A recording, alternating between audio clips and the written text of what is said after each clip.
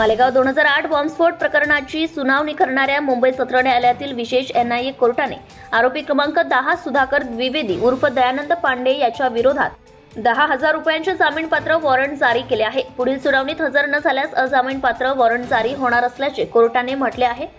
मालेगाव 2008 बॉम्बस्फोट प्रकरणातील आरोपी सुधाकर द्विवेदी विरुद्ध जामीनपात्र वॉरंट जारी करण्यात आले आहे। कोर्टाने नुकतेच या प्रकरणात आरोपी असलेल्या साध्वी प्रज्ञासिंह ठाकूर यांच्या विरोधातही जामीनपत्र वॉरंट जारी केला आहे।